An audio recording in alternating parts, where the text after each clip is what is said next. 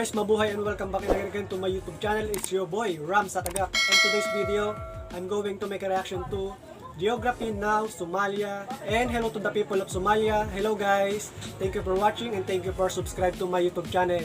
Guys, Somalia is a very nice country and many source of income and many beautiful view in this country. And before we start guys, please don't forget to subscribe to my YouTube channel and click the bell button so you're always updated you in my reaction video. Okay guys, without further ado, let's get started. This shirt is so cool. It's a Somalia shirt. Thank you, Geography Peruba, for making this. She makes handmade African flag logo shirts. Oh, and she even put the Geography Now logo on the back. If you're interested in getting one of these, you can get them at unityshirtshop.com. Thank you, Ruba. Somalia. Now, this is an interesting one. For those of you that follow this show, you'll remember that one time way back when Caleb and I went to Hargeisa for our first geography in Africa. So, depending on which kind of a Somali person you encounter, one might say we technically visited Somalia, and another will say no, we did not. Either way, it was one of the most memorable moments of my life. Hey, Caleb. Yeah, what did you think of, Hargeisa when we went there? We had a great time. My experience was, I think there's a Western misconception that Somaliland is like this crazy, dangerous place, and I actually felt very safe while I was there. We saw sunken ships and all that. We did those paintings on the walls. Cave paintings, yeah. Really glad you came with me, man. No Yes, better person it to have was- come. Great times, great times. And it only gets greater with the intro song. It's time to learn geography now! Hey everybody, I'm your host Barbs. So, yes, for over half a century, Somalia has gone through quite a lot of crazy stuff. But, there's a lot about Somalia, and especially the Somali people, that never really gets told as well. They are descendants of the kingdom of Kush, divided into 5-ish major clans and several sub-clans, each one with their own section, status, story, and specialty. So much to cover and so little time, so let's just jump into the globe, shall we? Now, here's where things are going to get a little tricky because Somalia is kind of currently in a weird state of administrative affairs when it comes to regions. Let's just say I kind of already made a video explaining this. You can watch it here, so I'm not going to go too far into it. But for what it's worth, the country of Somalia is shaped like a number 7 and is located in East Africa. Not only on the section known as the Horn of Africa, but it is actually the Horn of Africa. This in return makes Somalia the country with the longest coastline in the African continent. The country is bordered by Djibouti, Ethiopia, and Kenya, as well as the Gulf of Aden and the Indian Ocean to the north and east. The capital and largest city, Mogadishu, one of the fastest growing cities in Africa, is located in the south, and here's where things get a little complicated. When asking about Somalia's administrative divisions, it kind of depends on who you ask. If you ask someone from the Federal Republic of Somalia, they will say that the country is divided into 18 regions that look like this. If you ask someone from the north, in this area though, they might say, this area is Somaliland, we are a self-declared independent state, our capital is Hargeisa and the second largest city, we have 6 regions, not 5. We fly our own flag. Somalia does not rule or control us. They even need to show their passports when visiting us. We do our own thing. We have our own government and president and stay away from them legislatively. This is the place where Caleb and I went to meet you guys for the geography. Today it is unrecognized by the UN and considered an autonomous region of Somalia, but many countries have informal ties to them and even accept a Somalilander passport. Then you have this guy over here on the very tip of the horn, sometimes referred to as Puntland, made up of 3 regions. In 1998 it declared autonomy, and it kind of has its own thing too. They even fly their own flag, but they don't consider themselves a separate country. It's complicated. Also, there's a dispute with Somaliland over the eastern border, and within that border you have another guy named Khatumo that came out and wanted to do its own thing, but both of them were like, shut up! Finally, the central border with Ethiopia connecting at the tri-point with Kenya is disputed and not properly demarcated. This is further complicated by the fact that this area of Ethiopia is called the Somali region and is already primarily inhabited by ethnic Somalis. In fact, ethnically speaking, many Somalis might refer to this general broad section as Greater Somalia, which includes all areas where Somalis have historically lived, extending from the southern part of Djibouti all the way down to Ethiopia to East Kenya. In any case, the largest airport is Mogadishu's Aden Ade International, and if you want to include Hargeisa's Egal International, then that would... Very nice airport. The largest airport. Wow, very nice. Guys, Somalia is very nice country, guys. And many beautiful structure, many beautiful view in Somalia.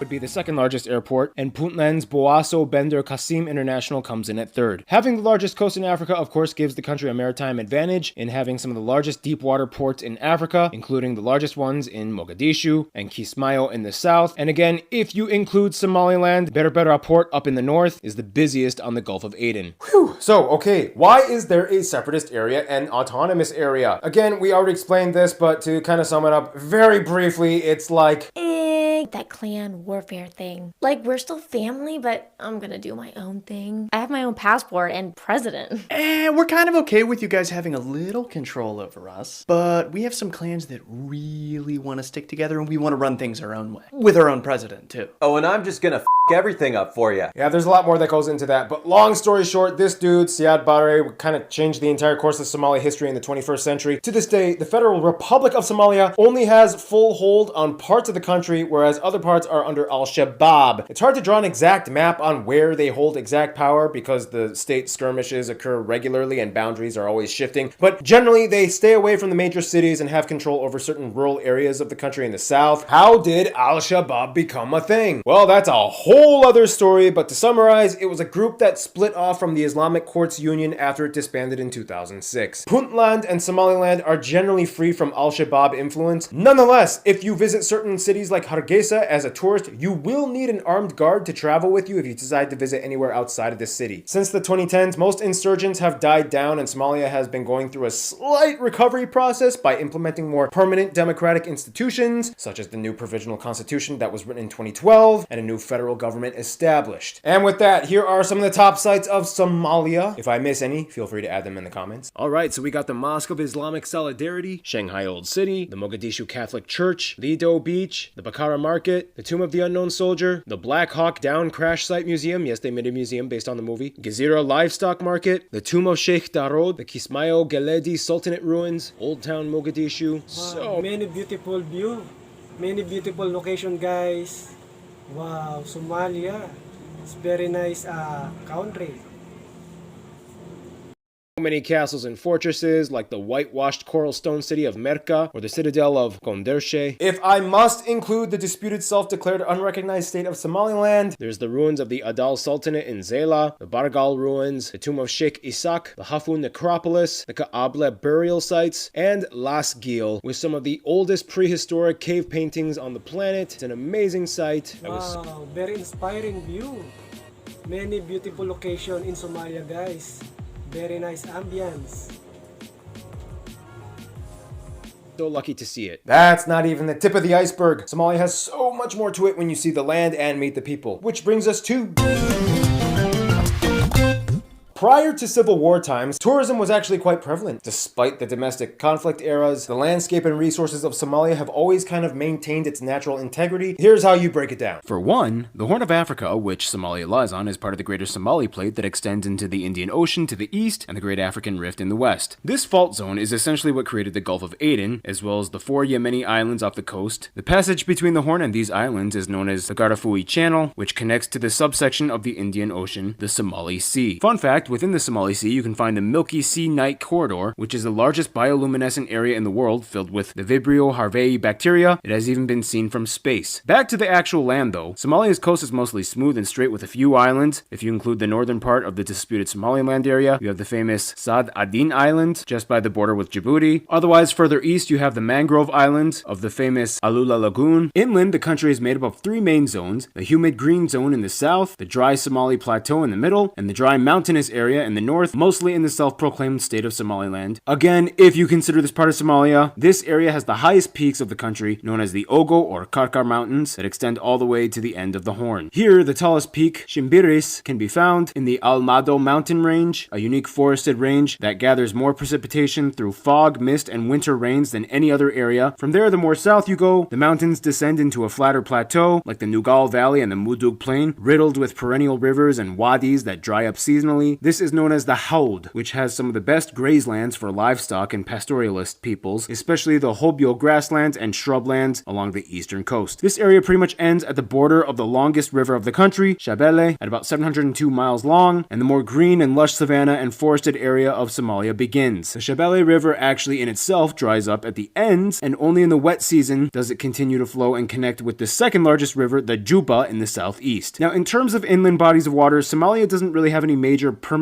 lakes that stick out, and some of you said maybe the reservoir off the Shabelle River, but the majority of you guys have said the closest thing to a lake might be the Balkad Nature Reserve, which is more like a massive wetland with seasonal expanse fluctuations. Yeah, most of the Somalia you see in the media is just, the dry, dusty parts, but no, they got water and lush vegetation in some spots. Alright, and this is the part where Noah usually comes in to fill in, but he's visiting family for this season, so I'll fill in for Noah. It's hard to get numbers because without an effective centralized national government and about 80% of the population working as nomadic or semi-nomadic pastoralists, much of the booking is unavailable and many taxes and duties are carried out by various insurgent groups rather than the state. Nonetheless, in the 2010s, economic reforms began, and in 2020, the IMF, World Bank, and HIPC have decided that they are qualified for debt. Wow, I like this video, guys. Very educational about to Country of Somalia. Wow.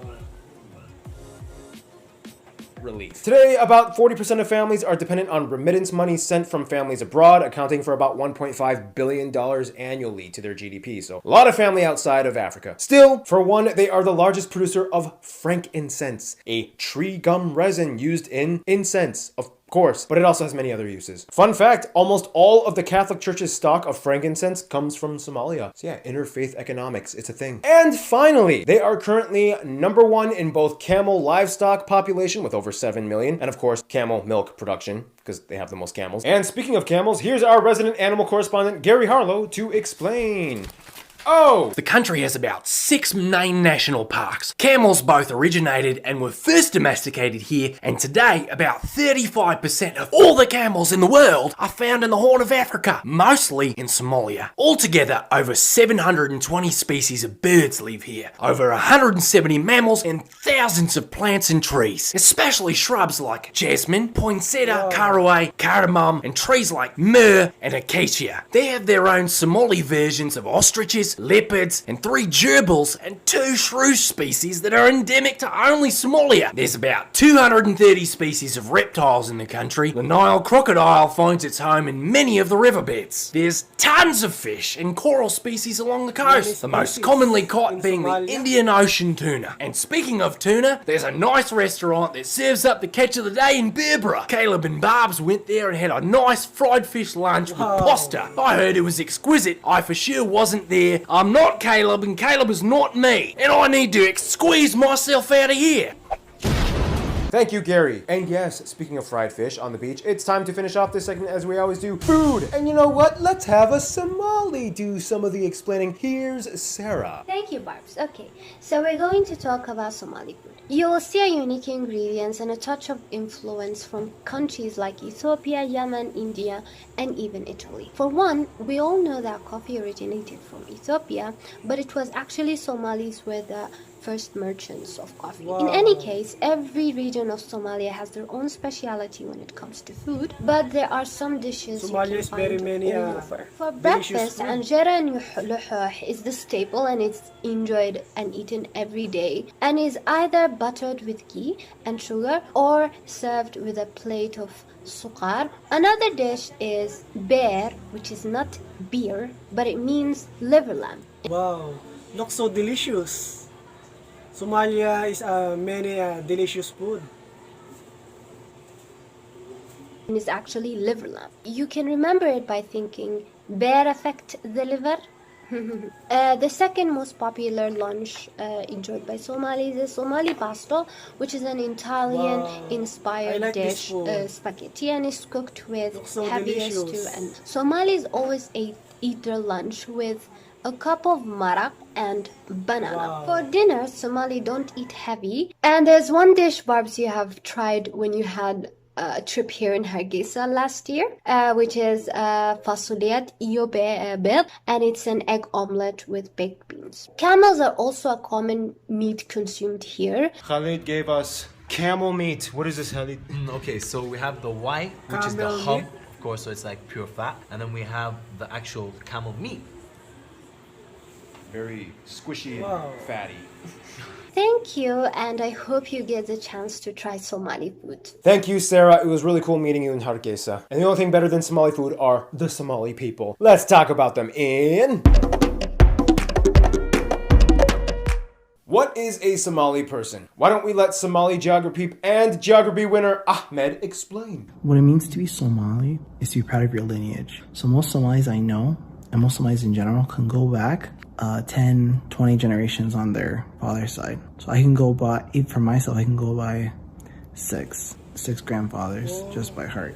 So I think that's a really cool thing. Thank you, Ahmed. With Somalis, there are so many levels where a person can properly identify themselves, but it all comes down to lineage. We'll get into that in a sec. But first, the demographics graph. First of all, for Somalia, the population altogether is about 15 million, but keep in mind the self-declared independent state of Somalia.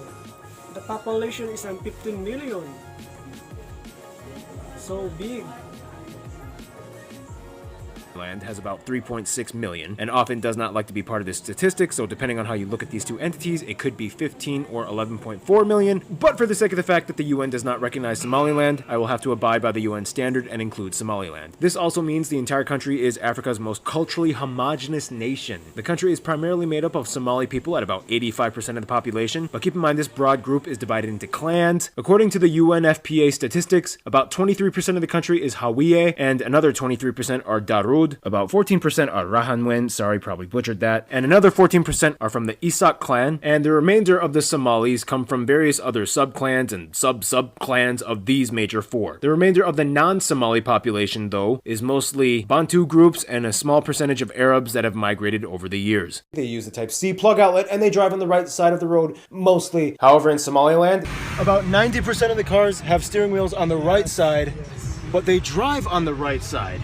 That's pretty interesting. I didn't know that. They use the Somali shilling as their currency. However, in Somaliland, they use Somaliland shillings, which look like this. Keep in mind, though, most Somalis, like somewhere around 3/4 of the entire population, both in Somalia and Somaliland, actually prefer to pay through their phones with various money apps like Zad and eDahab. This, interestingly enough, makes Somalia as a categorically underdeveloped nation, but one of the most tech finance adept nations on earth. Obviously, the main first and official language of Somalia is Somali, a Cushitic language. But Arabic is also co-official. Many Somalis learn and speak it, and they're even part of the Arab League. But do not, I repeat, do not call Somalis Arabs. They don't like it. I heard you guys loud and clear in the past. The Somali language has adapted the Latin alphabet in the 70s. However, in the 20s and 30s and 50s, three guys tried to invent Somali scripts that looked pretty cool, but never really caught on. Also, keep in mind the southern and eastern parts of Somalia were colonized by Italy for about 50 years. Today, however, very few people actually still speak Italian or bother to learn it, but they still love pasta. In other news, Islam is the state religion, specifically Sunni Islam. Noticeable branches like Sufis exist too. Their government is even an admixture of civil, customary, and Islamic law. And they are actually one of the... To Somalia, many Islamic people. Very nice. oldest Islamic nations on earth, like they have a 1400-year-old mosque in the city of Zela. Now, as mentioned, most Somali people are very serious with their ancestry when it comes to identity, and much of it is centered around the clan that they are part of, a concept known as Udhashai. I think I got that right. They are Cushitic, a unique group indigenous to East Africa, claiming to have roots to the ancient kingdom of Kush that extended all the way to ancient Nubia in what is now Egypt. They claim to be descendants of Cush, the grandson of Noah in the Bible. Many of them can trace their ancestors as far back as 20 to 30 generations, all going back to the same patriarch, Samale, which is where the country gets its name from. And speaking of clans, their own government has a controversial system referred to as the 4.5 system, in which the four main clans, Dir, Darod, Hawiye, and Rahanwen, and the 0.5 standing for the minor clans, they're all required to have proportional representation in parliament. Now, historically, there is too much to cover, but Somalia has had so many empires, kingdoms, and sultanates that go through their history. Now, we're not going to sugarcoat this episode too much. Yes, when most people hear of Somalia, two stereotypes kind of immediately go through their heads. Pirates and Al-Shabab. Somalis are kind of sick of hearing this, but yes, to some extent, the two groups are still somewhat active. Al-Shabab is an internationally recognized terrorist jihadist organization started in 2006 and has claimed responsibility for numerous attacks, mostly in East Africa. In 2014, drone strikes killed an important leader and have pushed insurgents outside most major cities. As for the pirate thing, it's a little more complex than most media outlets portray it. First of all, most Somalis kind of hate the fact that these pirates have kind of given their country a bad reputation and disavow their actions factions. Nonetheless, basically after the second phase of the Civil War in the early 2000s, Somalia, with its decentralized rule and informal state of operation, disbanded the navy and lacked a national coast guard, which prompted many foreign ships passing by to be like, hey, Somalia is so unorganized they can't even secure their own waters. Let's take a bunch of their fish, or we could just dump a bunch of waste in their water and destroy their fish. Either way, they won't notice. To which coastal Somalis were like, we do notice and no. Yeah, it pissed off a lot of people, and in response, fishing communities formed armed groups to deter invaders, but then it turned real south and evolved into a lucrative criminal operation, hijacking vessels even outside of the Somali EEZ. So, in essence, two wrongs kind of made a substantially worse wrong. Nonetheless, it's pretty much non-existent now. The International Task Force 150 coalition substantially deterred most acts of piracy off the Horn of Africa, and today it's pretty rare to see large-scale attacks. Today, Somalis are trying to make a recovery, and one of the ways they do that is through sports. And with that, it is time for the sports part with Art. Oh, hello. What does athletic recreation look like for Somalia? Well, you'd be surprised, and it's quite alive and well. Fun fact, Kareem Abdul-Jabbar, which I have some of his sports cards actually, coached the Somali national basketball team back in the 80s, helping them jump to the top 3 teams in Africa. They have a few accolades in the martial arts department. They took home a silver medal and 4th place in the 2013 Open World Taekwondo Challenge Cup. And this dude right here won the world and European titles in K1 and Thai boxing. If you talk to any Somali, pretty much everyone will mention Muhammad. Wow. In Somalia is many sports and very popular. Wow. He's the most decorated national athlete. He holds numerous national track records. And finally, really weird and interesting fact, Somalia is currently the only country in Africa with the national bandy team. So Art, what is bandy? Oh my god, Barbs, I am so happy that you asked. Bandy is basically hockey, but played with a ball. And the goalkeepers have no sticks. Most of the national players for Somalia are actually Swedish Somalis that practice in Sweden, as Somalia doesn't really have any ice skating rinks or even snow for that matter. Alright guys, so I'm gonna go eat some meatloaf. Not Savannah! Thank you, Art. Yeah, skating Swedish Somalis. Somalis have made quite an international presence. I mean, they've had a lot of explorers like these guys, one of which became the ruler of the Maldives. But let's let Random Hannah explain a little bit more in the culture segment. It is good to be back, guys, and it's good to know you can now get a Random Hannah t-shirt at geographynow.com. Just saying, don't get a Keith shirt. Anyway, with Somalia, the family is the cornerstone of culture. In fact, in marriage, women do not change their names and retain their forefather's title. When a baby is born, it is customary for the mother and child to remain indoors for a period of 40 days. This is known as afantamba. Somalis are loaded with traditional folklore. It even lives within an entire tribe, the mystical Ibir people. They are a minority clan that are supposedly descendants from a magician that was killed by a famous sheik. According to this myth, many people in Somalia society pay a small gift of money to Ibir families whenever a child is born, as a form of blood compensation and to avoid being cursed. Can you imagine if your kid was like a moneymaker? Like from birth? You have mythical characters like Degdir, a cannibalistic old woman who runs super fast when she hears bad children from miles away. Great bedtime story. Most Somali homes come equipped with dabkad, a white clay or soapstone pot used as an incense burner. For clothing, it's not uncommon to still see men wearing traditional ma'awis or makawis and a kufiad on the head in public. As for women, in day-to-day life, most will wear a hijab in public. However, the traditional guntino, which almost looks like an Indian sari, is commonly worn. On formal occasions, you might see a darak, a more colorful pattern dress. Interesting enough, Somalia is one of the top supermodel producing countries in Africa. David Bowie's wife, Iman, was one of them. One of the most expensive African movies ever made, The Somalia Dervish, was released in 1985, highlighting many historical events. And they have a huge celebration on Independence Day on July 1st. However, people in the northern self-declared state of Somaliland make a bigger deal of May 18th. And that's a whole nother discussion we are not exactly qualified to facilitate, but one thing we are going to discuss is music, facilitated by Keith. Don't buy his shirt on geographynow.com, buy mine. Mine is better. Hannah, your shirt sucks. Woo! Alright, so Somali people have a rich musical heritage centered on traditional Somali folklore. Many of their songs use the pentatonic scale and they harmonize it, and they only use 5 pitches per octave, which that is what a pentatonic scale is. And penta meaning 5. Math. There are many different styles of traditional dance. However, a popular one might be the danto, which is done all over the Horn of Africa. It includes both men and women, usually in parallel line patterns with lots of stationary knee bending and front to back arm swaying. Thumbs up. There are so many famous Somali musicians like these dudes right here. Many of them. Guys, in Somalia, many great singer. And I like the music of Somalia. And finally, fun fact, in Mogadishu, there was a Somali version of disco in the 70s that was super popular, known as Mogadisco. That's it for me. I'm Keith. Would you rather wear Hannah around or some beautiful, sexy stallion man that looks like a lion? Thank you, Keith. Now, for famous people, there are so many famous people that you guys emailed me about. Here is a montage. I can't even mention all of them. It'll take way too long. And if there are any more, please write them in the comments. In any case, we gotta move on. So, the final segment, the friend zone.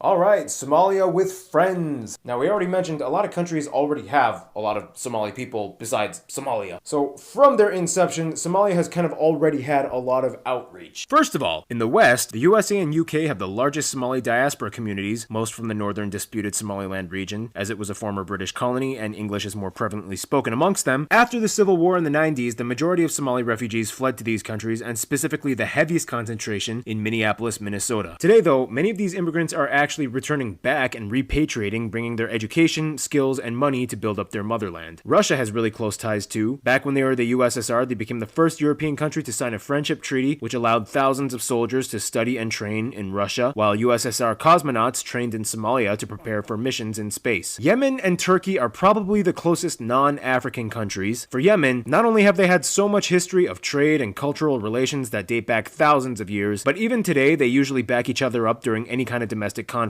When both countries had civil wars, each one welcomed refugees, and today Yemen actually has the highest population of Somalis in diaspora than any other country outside of Africa. Turkey not only also took in many Somali refugees, but also helped tremendously during the Civil War. They are one of the top business partners, and even though it's a little controversial, they are one of the few countries that has an actual embassy in the self-declared unrecognized state of Somaliland. When it comes to their closest friends, it really depends on who you ask, and it's not a simple answer. You would think it would be the countries within the greater Somalia region, like Ethiopia, Kenya, and Djibouti, but it's a little more complicated. See, Kenya, which has a high Somali population in the north, has had a bit of tension historically, everything from the Shifta War in the 1960s to the 2011 Al-Shabab insurgent attack. Ethiopia, which has the highest population of Somalis outside of the Republic of Somalia at about 4.6 million, has also had a bit of controversy with everything from the Abyssinian conquest from this dude back in the Middle Ages to the Ogaden War of the 1970s and so on. And also, it didn't really quite help that Somalia assisted Eritrea during their war of independence against Ethiopia, but yeah. Out of all of them, Djibouti, with about 60% of their population being Somali, kind of seems to be the only country with a Somali population that keeps it chill with Somalia. Djibouti is sometimes even called French Somalia, as it was a former French colony. In the end, though, today relations are relatively good with all these countries, and when a Somali meets another Somali, regardless of where they come from, there's an instant connection, and often they kind of use their family that live within these countries to get passports, as the Somali passport isn't very powerful. But hey, family helps family, right? In conclusion, Somalis are a very unique people. It's like when they meet each other, there's an instant spark, you're Somali, but then there's like an intense interrogation about lineage and clan affiliation, and then it's like, you're Somali, let's go grab a beer. And with that, stay tuned, South Africa is coming up next.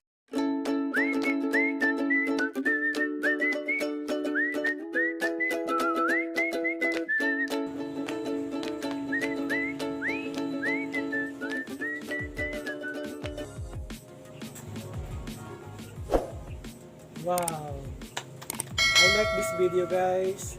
Very educational about to beautiful country of Somalia.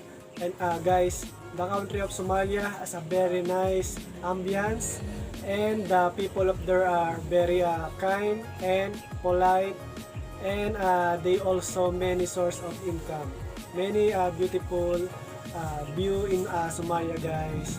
And Somalia is a very friendly country and very unique people. So guys, that is for today's video, and if you like my reaction, just give me a thumbs up and don't forget to subscribe. So guys, this is me, Rams Atagac. See you again in my next reaction video. Thank you for watching.